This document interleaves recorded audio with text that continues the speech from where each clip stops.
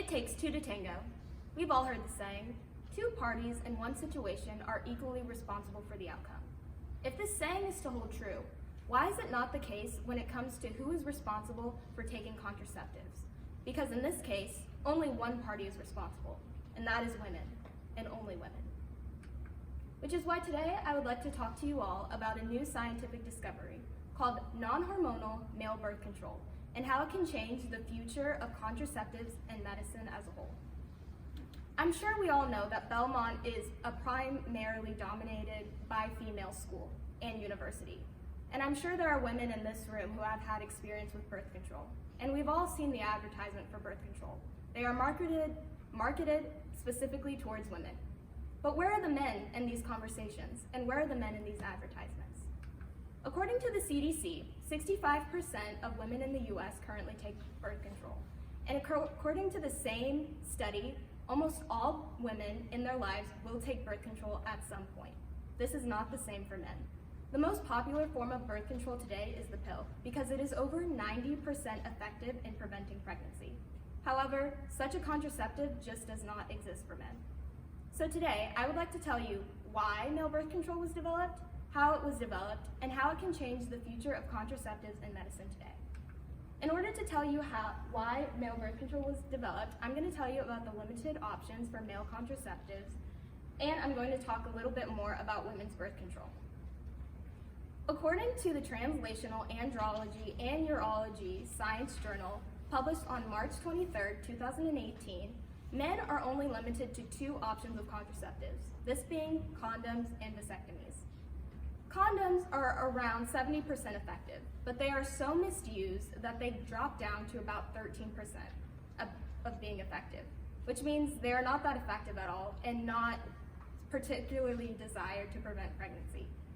Next, we have vasectomies, which are around 99% effective in preventing pregnancies. However, it is a very invasive procedure and it is not desired. Therefore, if people are not using this option, it is not an option at all. Next, to talk about women's birth control. According to the American Medical Association Journal of Ethics, published on February 14, 2012, women have over 11 different options of birth control, further pushing the stigma that women have to take birth control because there are so many options. However, most women's birth control are very hormonal and come with side effects, such as nausea, depression, weight gain, and irritability, just to name a few. And this birth control for men is supposed to be non-hormonal and have limited side effects, making it a more desirable option of contraceptives. Next, I would like to tell you how male birth control was developed by talking about the beginning tests and the new discoveries today. According to the Pandia Health Organization, which is an organization that provides information about birth control and access to birth control, published on March 23, 2022, male birth control was actually discovered in the 1970s, where they took synthetic testosterone and synthetic progestin mixed together to create a capsule for men in order to prevent pregnancy and limit sperm count.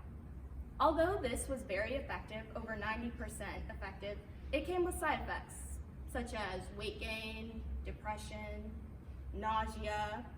Sound familiar? After this, the test ceased, and then female birth control took over and has dominated ever since, until now with the new discoveries.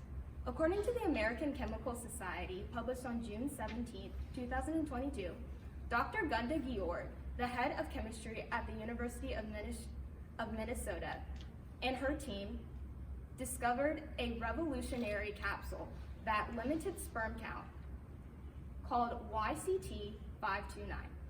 In order to develop this capsule, they targeted a protein called renoic rapid acid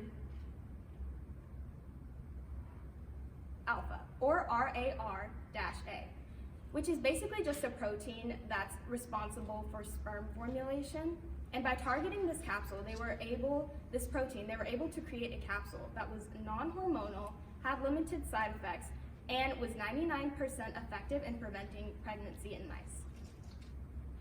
As you all can see here, they tested the capsule 4 weeks by giving the male mice a capsule every single day, and after procreating with female mice, you can see that there are no pups fathered.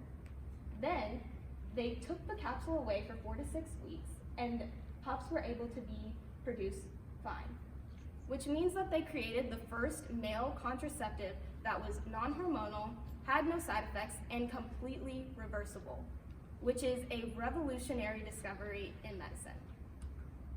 Finally, I will tell you about what this means for the future. This means more inclusive medicine. For so long, we have lived under the stigma that women only take contraceptives, and it is up to women to prevent pregnancy. But with medicine as inclusive as this, the limits are optionless, and men can now be a part of the solution in preventing pregnancy. Next, this means less unwanted pregnancy. As we know, sperm is the main factor in whether a pregnancy occurs or not. And with a birth control that limits the sperm count, less unwanted pregnancies will occur. So today, I've told you about male birth control by telling you why it was developed, how it was developed, and what this means for the future of medicine. It truly does take two to tango, and with such inclusive medicine, no one in the world has to dance alone.